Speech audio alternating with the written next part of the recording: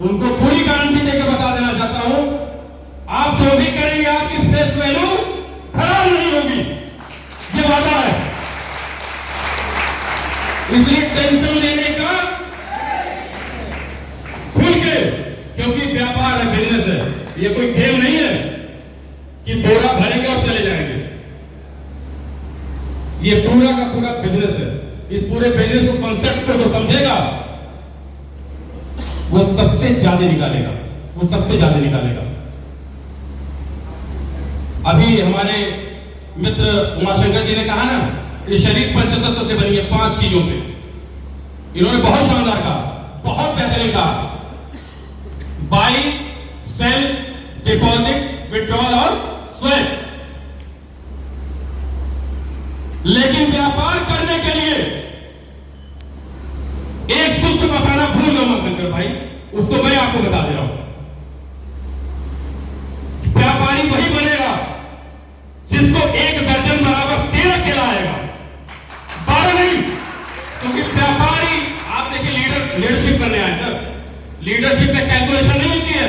Calculation तो company देके दे ही रही है करके, लेकिन बिजनेस में कैलकुलेशन नहीं होता है।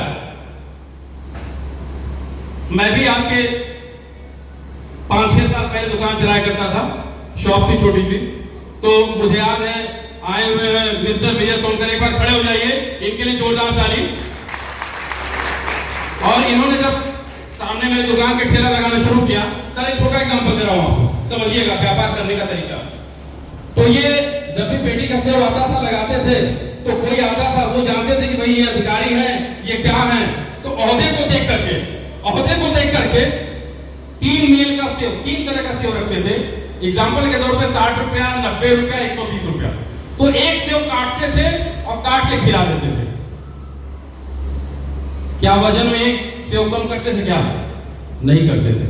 और देखते देखते देखते देखते इनको फुर्सत नहीं मिली और पूरे उस मार्केट के सबसे बड़े फल के व्यापारी हो गए। तो सर टेक्निकल के साथ साथ समझिए बात को, व्यापारी होना जरूरी है। यदि आपके पास बिजनेस के थोड़े से भी गुण आ जाएंगे, क्योंकि यहां मैं अकेले नहीं आया हूं, यहां आया हूं तो आपकी वजह से आया हूं। और आपके इन्वेस्टमेंट का एक हिस्सा छोटा सा मिलता है। कितना मिलता है बताने की जरूरत नहीं, आप सबको पता है। आशीष भाई बोले हैं कि बताने की जरूरत नहीं है, वो इसलिए कि मेरा वैलेट देख के एक व्यक्ति की नींद उड़ गई, उनका नाम है राकेश यादव।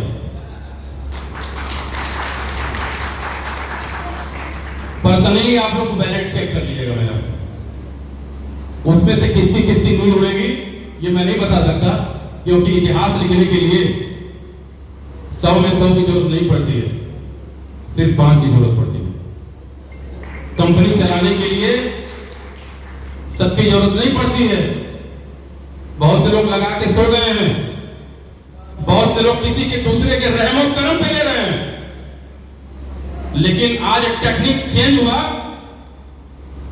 तो यहां जितने जीवन आए हैं एक सुर में बोले घर से बाहर निकलने का की जरूरत पड़ गई कि नहीं आज?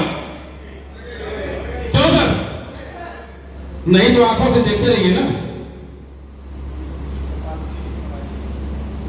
जब आपकी उम्र धीमे धीमे, मैं परसों भी बोला था कि समय के साथ हर चीज चेंज होता है, ये कायनात है, एक प्रकृति है।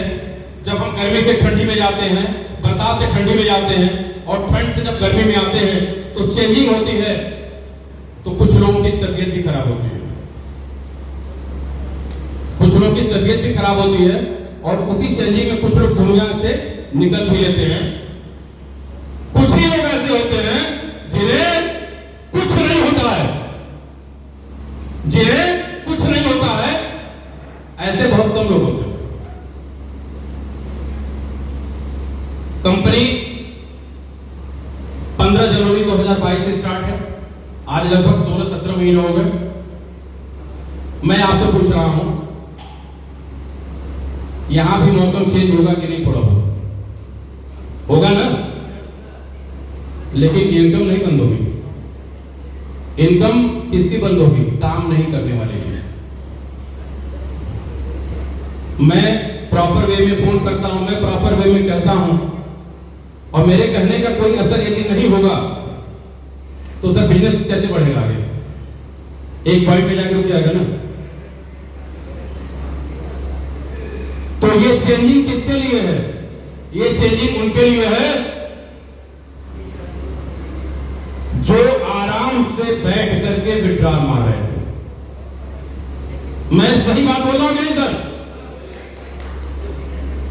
मतलब भाई 10% मेहनत करें, 90% बैठ के खाएं, ये कहां का इंसाफ है? चलेगा ऐसे? चलेगा?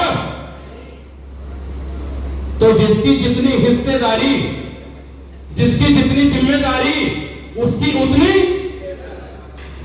क्योंकि हम लोग बिजनेस करने आए हैं यहां पे, हम लोग बिजनेस करने आए हैं। मैंने पहले ही बोला फेस वैल्यू खराब, तो हम उस पर काम कर रहे हैं। बेधड़क तरीके से आप काम कर सकते हैं, कोई डरने की जरूरत नहीं। मैं तो कह दिया, क्या आप घर बेच के लगा देंगे क्या? क्यों? घर बेच